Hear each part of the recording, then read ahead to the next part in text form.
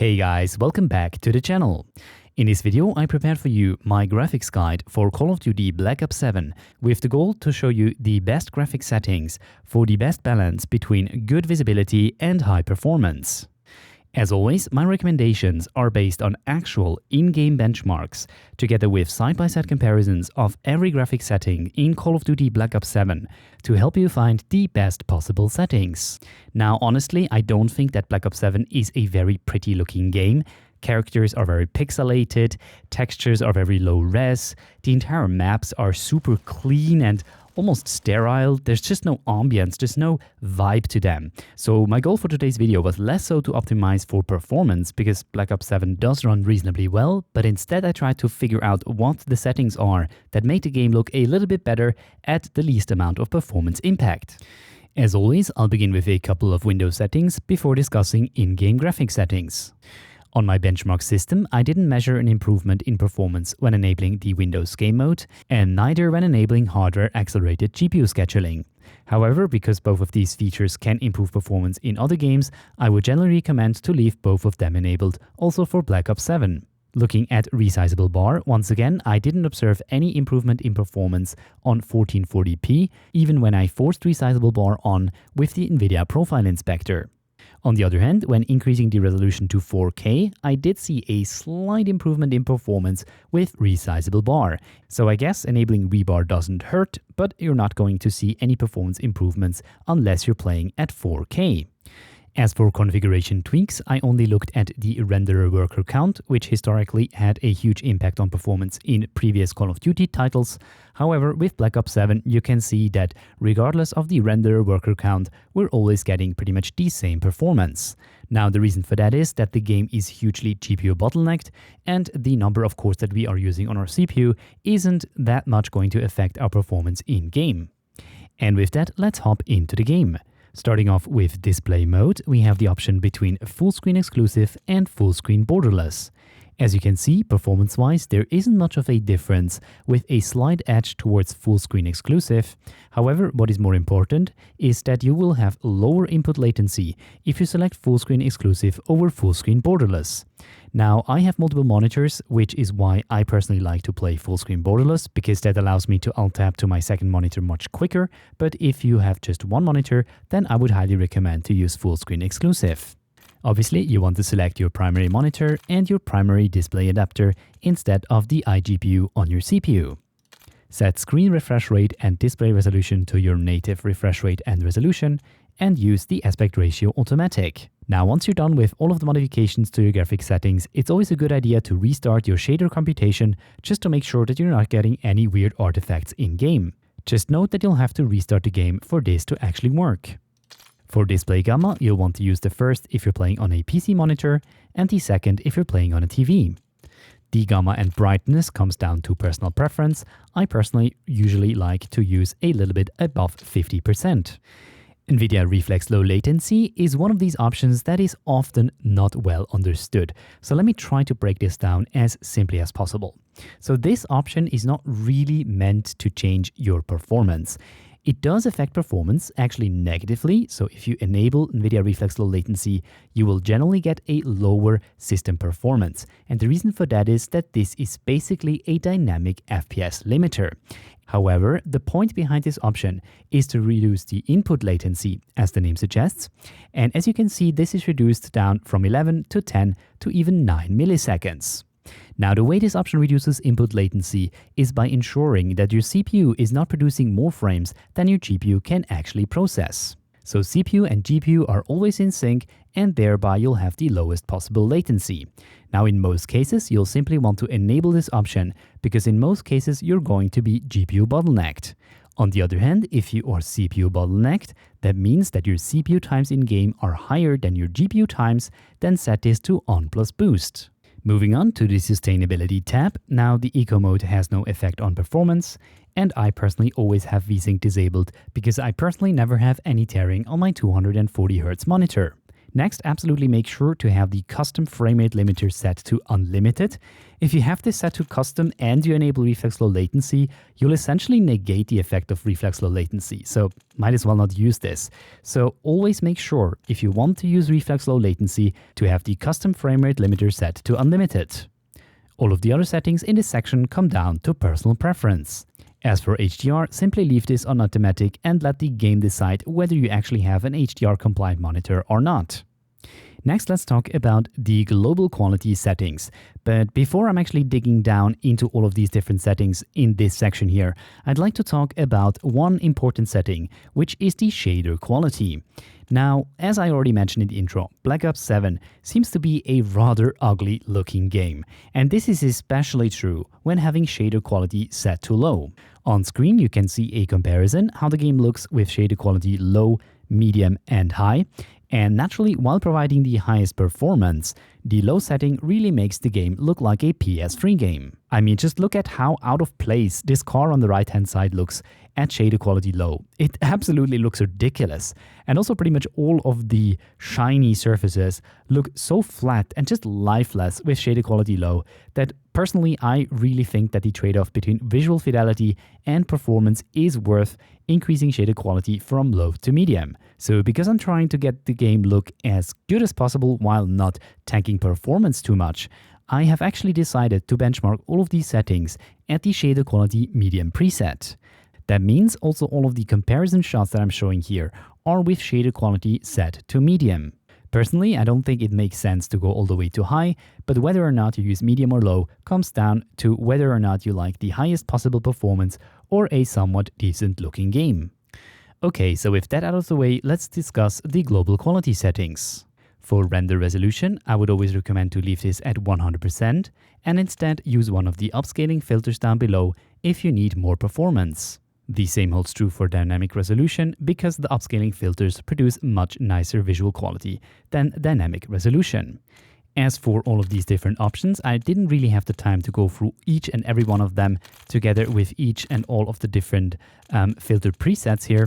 But if you're interested in a deep dive into each of the upscaler and sharpening filters in Black Ops 7, then let me know in the comments down below and I will produce a dedicated video for this topic. For today's video, however, I did test Fidelity FX COS as well as Nvidia DLSS because those are probably the two filters that most people want to use. Now, as for Nvidia DLSS, there is now the option to choose different DLSS models. So that is actually DLSS 4, which previously we would always have to go through the Nvidia app to change this, but now this is conveniently integrated into the game. As you can see from the right-hand side, the transformer model is slightly less performant than the CNN model, but it still nicely boosts performance by 25%. Note that I found that the 1% lows were slightly worse with DLSS enabled, so you might be getting slightly more stuttering. On the other hand, FX COS produces pretty much the same performance as native resolution. A side-by-side comparison of these three different filters shows that, in my opinion, FX COS does look the sharpest, however, it doesn't come with any performance improvements. On the other hand, the transformer model looks almost as good as FX COS and vastly better than the CNN model. So my recommendation, if you do need more performance, is clearly to use DLSS balanced with the transformer model, or if you don't need more performance and you want your game to look a little bit nicer and a little bit sharper, then use Fidelity FX COS at whatever FX COS strength that you like. Now, on the other hand, if you do need more performance, I would highly recommend to stay away from the frame generation technologies, because while this does look like it boosts performance, because your average FPS is higher, it does that essentially by including fake frames between actual frames, and for this, the game has to wait for 2 frames to render, and therefore this feature always makes input latency much worse. For this reason, I would highly recommend against using any of those 2 settings. VRAM scale target I didn't find to have much of an effect on the game's performance in Black Ops 7. My recommendation, I guess, would just be to leave this at 70, and if you do encounter any stuttering, then reduce this maybe to 60 or 50. Variable rate shading used to be a very nice setting in order to boost your performance in previous Call of Duty titles. With Black Ops 7, this is still the case. As you can see, I got around 12% higher performance with variable rate shading enabled. However, from a side-by-side comparison, you can see that this significantly reduces the visual quality of the game. Shadows become super grainy and almost look like they're sizzling on the ground, and lots of fine details become extremely grainy with variable rate shading enabled. So for that reason, unfortunately, my recommendation is not to use VRS in Black Ops 7. When initially testing for the performance impact of texture resolution, I didn't really find any performance impact whether I had this set to very low or high. However, when increasing on-demand texture streaming from minimal to optimized, I did find that increasing texture resolution did reduce performance ever so slightly. And as you can see from this side-by-side comparison, having the game run at very low makes the game look absolutely horrible. Because of that, I would strongly recommend to play the game at least on the normal preset, and if you do have, say, more than 8GB of VRAM, then I would even bump this up to high to make the game look like it was actually released in 2025. Obviously, this does eat up quite a lot of your VRAM usage, however, if you have more than 8GB of VRAM, then this is actually no problem. Texture anisotropic filtering has absolutely no effect on performance in Black Ops 7. And from a side-by-side comparison, you can see that this option clearly improves the visual quality of the game, especially when looking at surfaces at a very shallow angle. Everything looks much cleaner at the higher presets. Now, because this doesn't come with a measurable performance impact and because the game looks much better, I would recommend to have this set to the Ultra preset. Depth of field essentially is just blurring your weapon whenever you ADS, and whether or not you like this effect comes down to personal preference. This has no effect on performance whatsoever. Detail quality, low and normal, have exactly the same performance, with the high preset reducing performance by 2%. Visually, I could also not tell that much of a difference between low and normal, which makes sense given the same performance, whereas going all the way to high definitely does improve the visual fidelity of Black Ops 7. Some objects like this tree look absolutely horrible on the low and normal preset, and in other instances you're just getting a little bit more decals when increasing detail quality from low to high. So to make the game look a little bit more interesting, I would actually recommend to set detail quality to high. On the other hand, for anybody trying to get more performance, leaving this on low is definitely also a good way to go. Increasing particle resolution only ever so slightly reduces performance by roughly 1%, and when looking at a side-by-side comparison, we can see that this essentially simply results in more particles drawing on screen. At the same time, it doesn't really look that the particles themselves are higher resolution, there are just more of them, and because increasing this setting to a higher level actually reduces visibility, my recommendation would be to leave this on the very low preset. Whether or not you like bullet impacts or not comes down to personal preference, and for persistent effects I would always recommend to leave this disabled. This only affects very few surfaces and therefore it's not really worth to bother with the potential performance impact. Shader quality I discussed in the introduction to this section, and again for on-demand texture streaming I would always recommend to have this set to optimized, as long as you do have a bit of hard drive space available and if you have a fast internet connection. Local texture streaming quality only affects large maps, which at this point in time I don't have access to and therefore cannot tell you how this either affects performance or the visual quality in Black Ops 7. For shadow quality, I found that there are likely only 3 actual options here. So we have very low and low that look pretty much identical or have exactly the same performance. Then we have normal and high that have the same performance. And then finally ultra. Visually, we can also see that that pretty much holds up, with very low and low producing very pixelated shadows. On the other hand, anything above normal doesn't really give you that much better looking shadows, and therefore my recommendation would be to use the happy medium with the normal preset. However, if you really want the highest performance, then of course you can leave this set to very low. Screen space shadows essentially only affect the shadows on your weapon and your character, and therefore only have a very low impact on performance. Personally, I really like to increase this from off to low, because I do like that the gun becomes a little bit more grounded in the world. As for occlusion and screen space lighting, or as I would call it ambient occlusion, you can see that this significantly reduces performance by 4 to 7%, And from a side-by-side comparison, we can see that this only has very limited effect on visibility or on the visual fidelity of Black Ops 7. Just some of the objects look like they're more grounded in the world and get more of these dynamic shadows beneath, which is essentially what ambient occlusion is doing. It just adds shadows underneath of objects. And as always, I would recommend against using this option because it's such a performance hog at such a limited visual improvement. Screen space reflections actually does come with a pretty hefty FPS penalty, with 4% on the normal preset and 9% on the high preset. Now, generally speaking, I'm actually a very big fan of screen space reflections because it does again make the game look a little bit more realistic. However, the problem with screen space reflections is that they are very grainy, and that also introduces grainy reflections on your gun. So because the screen space reflections don't really look very good, and because it comes with a pretty high FPS penalty, I would recommend to leave this disabled. On the other hand, static reflection quality doesn't come with any measurable performance impact from my measurements, and visually this has a slight positive impact in terms of making some of the static reflection quality, as the name suggests, a little bit better, and whether or not you enable this or not comes down to personal preference. Next we have terrain quality, which I think used to be called tessellation, and as always I didn't find any performance impact of the different presets. And visually, I also didn't find how this actually affects the terrain quality of the game. Of course, at the moment, I only have access to the training ground for testing, which doesn't really have a lot of terrain because everything is flat and white concrete. Volumetric quality does come with a significant impact on performance, and this essentially adds additional fog to the scene.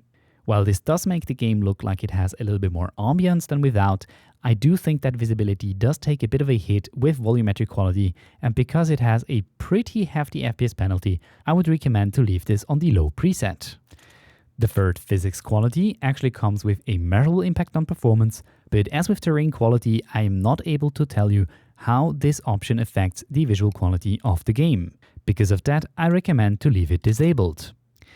Weather grid volumes quality doesn't come with any measurable performance impact, and once again I wasn't able to find any side-by-side comparisons that showcase the effect of this option.